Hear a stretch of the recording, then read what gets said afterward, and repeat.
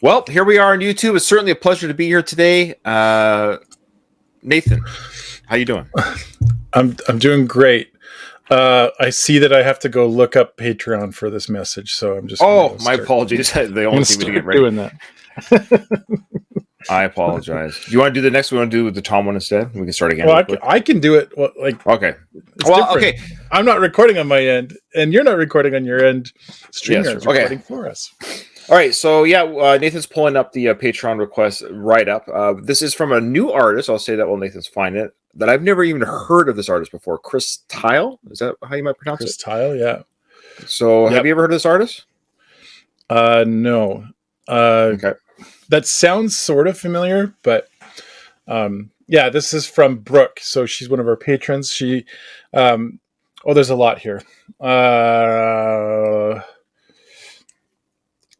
It's her first patron request, so she wants us to. Who's this from again? Sorry, from Brooke. Oh, Brooke, new patron. Brooke, welcome to the channel. Yes. Thank you. Yes, indeed. She says Chris Thile is almost certainly the greatest mandolin player in the world. I don't know if I know of his competition of the other mandolin players. Well, he's probably not the only mandolin player in the world. But he's one of the best. That much is a guarantee. Okay. What's one of your favorite mandolin songs? No. What's one of your favorite mandolin songs? Usually Led Zeppelin. I go to Led Zeppelin because that's the only mandolin songs I can actually refer to. Oh, you have one of my favorite ones is of course REM's album. Out of Time, I believe, and of course, Losing My Religion. But they use the mandolin a lot in that album, and it's fantastic. Peter Buck is the guitarist for REM. I love REM; they're one of my favorite bands of all time. If you want to know Ryan a little bit more, some of the music I like. Huge REM fan. Okay, yeah, that's what he said. So then it also says among his many accomplishments are 4 Grammy Awards and a MacArthur Genius Grant for his contribution to music. He learned/memorized Bach sonatas by ear before he could read music. Has composed performed with major U.S. symphonies.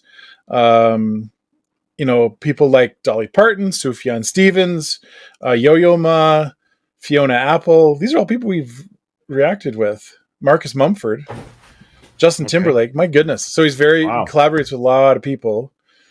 She says, not sure if his musical styles are a thing, but we'll appreciate the music, and I just want to say, I want to just say, like, that's something we love to explore on our channel.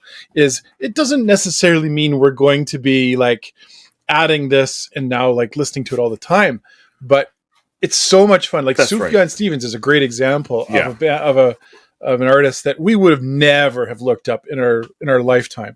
No, and I will say there's a couple of Sufjan songs that I actually still listen to, but the appreciation of that was a lot of fun. So I'm looking forward to this. I totally agree, and that's actually a good point to bring up to Brooke and to anyone else. Is that like Nathan and I, our channel really is just a musical journey of artists and songs we never would have listened to. Doesn't mean like Nathan said, because we've done like 800 videos, we don't even have the time in the day to listen to every song every day. It's impossible. Yeah. So, but what we enjoy is that we at least for a moment get to hear a song and comment on a song that somebody else enjoys. I think maybe we don't plug that enough. It's not the idea that we're going to be super fans of every artist that we listen to, but the idea is we're exploring music and sounds and whatever, motifs, whatever you want to call it, that we would never otherwise even know where to look. We wouldn't even know where to look for this stuff. Like, I'd never heard of Chris Thile, and I actually like the mandolin. I think it's a great instrument. So let's just check out this video. All right. Okay. Sounds good.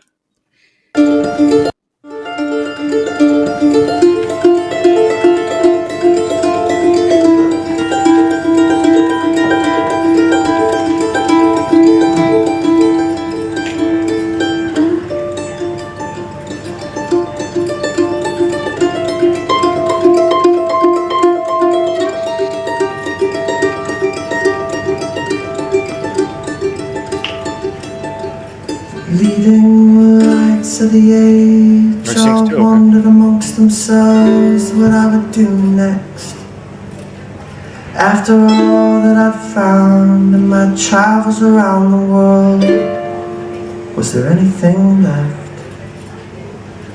Gentlemen, I said, said I've studied the charts, and if what I am thinking is right, there's another new world at the top of the world for the first one who breaks through the ice.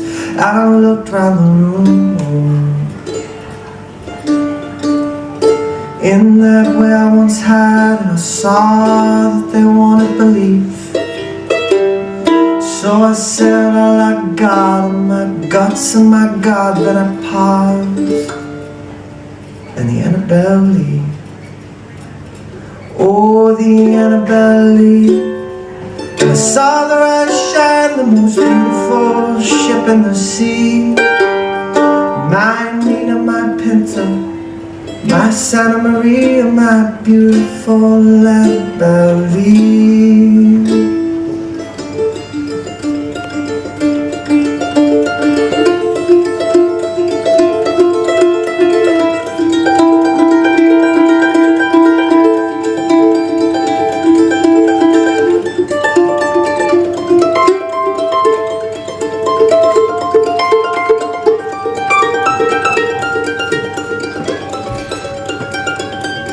That spring we set sail, the crowds waved from the shore, and on board the crew waved their hats.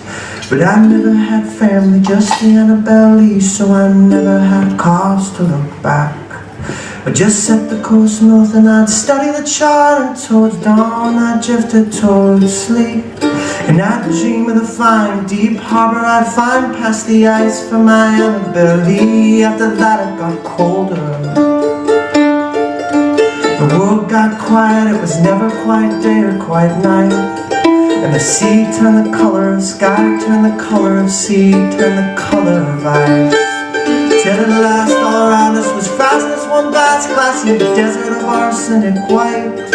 And the waves that once lifted us sifted instead into drifts against Annabelle's side. And the crew gathered closer, first for the warmth, but each day would bring a new set of tracks in the snow leading over the edge of the world, till I was the only one left. And then it gets cloudy, but it seems like I laid there for days or maybe for months.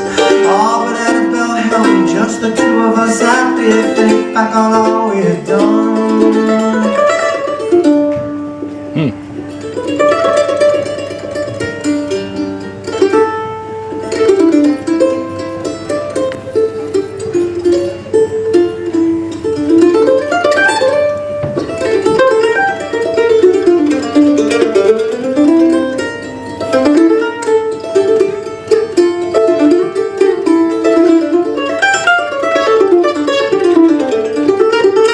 That's actually kind of crazy what he's. That'd be very hard to manipulate, you know? Like.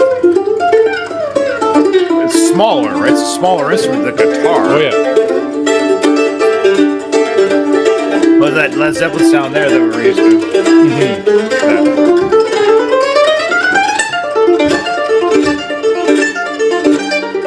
Now, would he be able to play this way with the guitar too? Does it translate or no? 8 strings, probably not directly. I wouldn't be surprised if he played guitar. Right, but he can play both, yeah. But I just. We talked of the other new worlds we discovered. She gave up her body to me. And as I chopped up her main self, it's timber, I told her of all that we still had to see. As the frost turned her mornings to night, and the winds laughed her sighs and her cold. I burned her to keep me alive every night in the loving embrace of her hold. I don't want to call it rescue. They brought me back here to the old world to drink and decline, and pretend that the search for another new world was well worth the burning of mine. But sometimes at night, my dreams comes a singing of some unknown tropical bird. And I smile in my sleep, thinking Annabelle Lee has finally made it to another new world. Yeah, sometimes at night my dreams comes a singing of some unknown tropical bird, and I smile in my sleep, thinking that Annabelle has finally made it to another new world.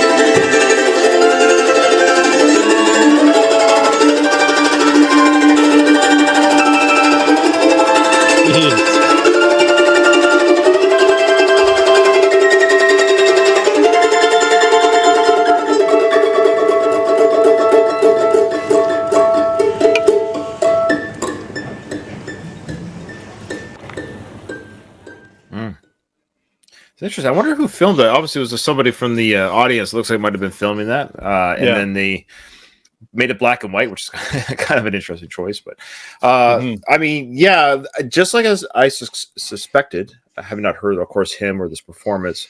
If like Brooke said, this individual Chris is, you know, one of the top tier mandolin players, then he certainly displayed that here. And and like one of the comments, I don't know if you brought it up, but Mia said that this is a different but very soothing. And that's true. I think maybe that's the nature of the mandolin. It does have that kind of soothing, ethereal. Is the word ethereal? I always do this word. Ethereal. Thank you. Kind of feeling to it. That's what Led Zeppelin always did, because, you know, they're fantasy type lyrics and stuff. So, yeah, I just I thought it was a very beautiful performance, and I think Chris would be somebody, again, if you and I went to a Chris show and just went there cold, I think we just would enjoy it, because it's a performance, and that's what we've said before about a lot of the artists that we listen to that are, even especially when they're out of our wheelhouse, we're not going to put it on a one wheel playlist or my jogging playlist, is that I really appreciate talent and performance. So sitting down, putting your butt in the seat, and just sitting back and just like, this is nice. I would think I would enjoy very much so a performance of his or a concert of his, just hearing him and really listen to the lyrics, I think, too, with his songs. Yeah. Battle of Evermore. That's the one. Yeah. They've done it in many songs, but that's the big one, I think. Yeah, that's the one that's like comes to mind right away. Okay. So here's what's really interesting. Have you ever heard of the Edgar Allan Poe poem, Annabelle Lee? No. Okay. I have not heard that. I'm pretty sure that he's taking some liberties and just kind of like interpreting freely what that means. But okay. Well, he probably is he definitely probably is a poetry reader. He seems like a learned man. Sure. Unlike me. Yeah, it's a beautiful poem, and it's quite the sad poem. It kind of ends sadly, where she, you know, like the last lines of I looked it up while we were listening, because I was like, oh, someone wrote a poem about this, and I couldn't remember. Edgar Allan Poe. And the last lines are, for my darling, my life and my bride, in her sepulchre there by the sea, in her tomb by the sounding sea. Okay. Yeah. And Edgar Allan Poe, he's not really a lighthearted kind of poet. It's pretty dark stuff. But anyway, I thought that was kind of cool that there's sort of this reference to that. And then, yeah, he's very talented. I think I'd love to hear. I think I'd like to hear some of his collaborations. As I was listening to that, I was like, okay, fair that's enough. Really cool to see him playing this solo. It was just kind of recorded. The audio wasn't awesome or whatever. I want to hear where he's done some of his professional stuff. I'd love to hear some of that. Yeah. Sure. I think that'd be good to see. So, all right. Yeah. Thank you so much, Brooke, and welcome to the channel. Hope we did your first video with us justice. We always love new patrons. I will say, Nathan, my favorite poet, though, is actually Edgar Allan Poe. He did a side stint in the police force after he...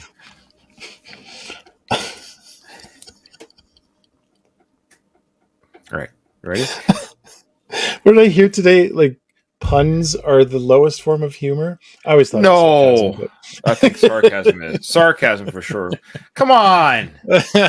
puns. I think puns are good, and I'm a dad, so I get away with it, right? Yes. Well, is it? No, it's Tuesday. I was going to say if it's Monday, it's pun day. All right, No. That's enough of that. All right, thank you so much for joining us. Thanks for that music. Oh my gosh. What are you? I'm sorry, Brooke. I had to I have like very bad short-term memory, so I was gonna try and smoothly just thanks, Brooke, but I've forgotten her name already. I'm so sorry. Welcome to the Welp. Welcome to the Welpdom. Yeah, well, here we are on YouTube. Nathan, what do we got today? Yeah. Anyway, we're moving on. Thanks so much. We'll see you on the next one.